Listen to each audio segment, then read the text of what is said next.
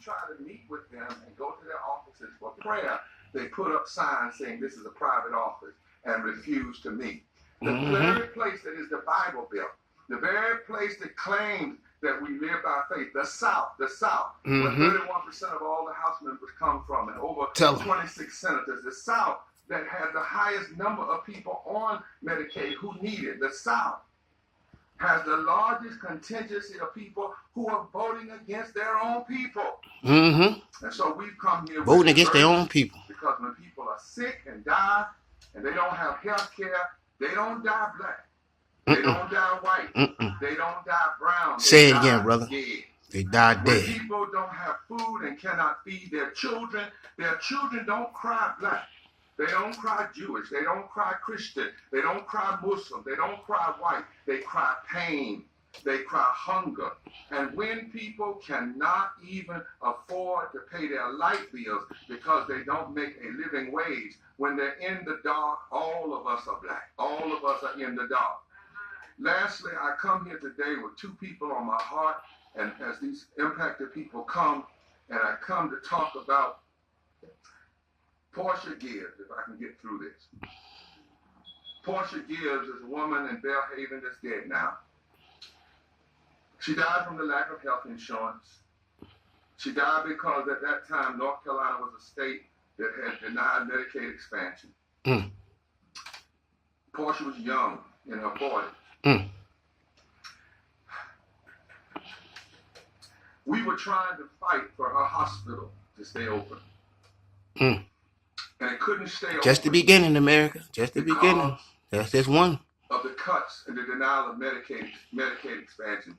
The Affordable Care Act. Closed. Yep. They keep talking about SNAP. No, we talking about Medicaid. Fuck that. That bill. Stop trying to hide that. That's why y'all want somebody to sign it. So y'all can pass that. Everybody lose their health care. See what's going to happen? Get the hell out of here. Democrats hold tight. And he asked me, don't fold. As they fought in her name. For hospital, he said, I am Republican, but this is wrong. This is wrong.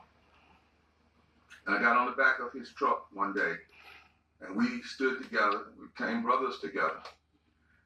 And he's now registered independent. And recognized that some issues have nothing to do with party.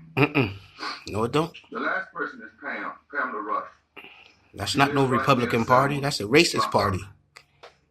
I don't know why they even calling themselves Republican. You ain't Republican. You a racist party. You might as well change your name. Not even MAGA. You a racist, white supremacist party. I can't get sick because I don't have health insurance. Alabama would not expand health care. I can't get sick. Pray for me. I can't get sick. I got a call from the hospital that she had finally gone to the hospital. She had stayed away as long as she could because she just didn't know how can I afford the bill. And she was hoping that the sickness was a cold. A common cold. And so she stayed as long as she could. She took as much NyQuil and Dayquil as she could. She got in the hospital and they told her she had COVID. She couldn't pull out. She called me from her sick. And remember, COVID didn't come until Trump was in office. And she said like this. I think that's a conspiracy. They want to keep talking about conspiracies. And that's a conspiracy. I think he started that shit on purpose. In 2019. Promise me that you won't quit. And we did. And she died. 800 people are now dying a day from poverty. When we got to 500 dying a day from COVID, we said it was an epidemic. What is it then? Yeah, what we call that?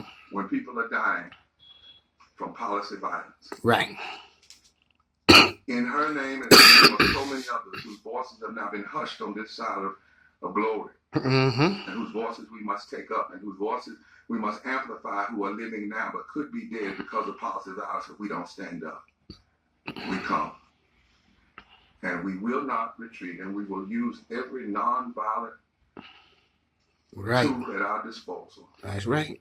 To call this nation, this Congress, to stop all of this partisan fighting and get down to the business of the people. What you was hired for. Open this government so that you can open up good news to the poor, and so that you can. Anybody ain't doing their job. It's the top motherfuckers in America, Congress. You're not doing your job. Regular Americans doing their job. Where you ain't doing your job. And constitutionally inconsistent. That's why there should be a clause where they should be fired. We're gonna ask Joel. Come on, panel, real quick and read those. And then we have. They ain't doing what they're supposed to do. They should be let go. 2 or 3 that will come, and we want you to. And they get free health insurance for them and their family. That's why they don't give a shit about America. You know that, right? When you get voted into Congress and the Senate, you get free health insurance. Okay. Well, you can pass it on to your family. That's why they don't give a damn about you, America. Wake up. This is the increase in uninsured. They don't care about your insurance, but they make sure their family got insurance though. Increase in uninsured due to changes in ACA subsidies. Alabama, 18,000 will be increased in uninsured due to changes in Medicaid. 28,000 increase in uninsured due to changes in ACA subsidies. Florida, 65,000 increase in uninsured due to changes in Medicaid. 500,000 increase uninsured due to changes in ACA subsidies. So right there, you getting a sample of what it's like. Now we want to put some faces on that. What we wanted you to hear was a sample of the numbers. So we want to ask our dear young man from Taylorsville if he would come. The sister that also testified with him. We want to ask our dear sisters from West Virginia if they would come. Come on in this way. Y'all stand together. Okay. Thank you. We want y'all to hear from these, and they represent so many of them. There we go. Talk about it. Talk about My it. name's Chris Shoemaker. I'm from Taylorsville, North Carolina. Talk about it, brother. I rely on SNAP benefits and Medicaid just to make it. We did have a hospital, but it closed down a couple years ago. Mm-hmm. And then here recently, our They don't care. closed down too. Now we don't have nothing close by. If something was to happen, we'd have to go at least 30 minutes away just to get help. Even if you call 911, that's 30 minutes away. You really can't get much done with that. They don't care. Hi, my name is Cassie Coleman. I'm here from Greenville, South Carolina, where I work with 2 small local businesses, and neither of them provide health care. If we don't extend the Affordable Care Act subsidies, the tax credits for people like me, I will go without health insurance. Hello,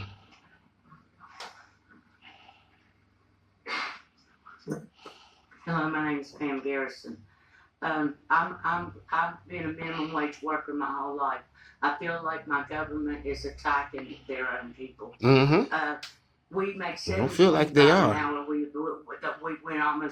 We went 16, heading toward 20 years with no living wage. Then the programs that would help make up for that, the health care and food stamps, the SNAP programs, they want to take them.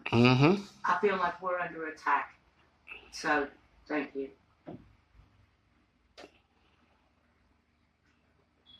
Hello, my name is Elena Hurley. I'm from West Virginia. I suffer from chronic health issues. One, I'm on life-sustaining medicine, a blood thinner. Without it, I'm a walking time bomb.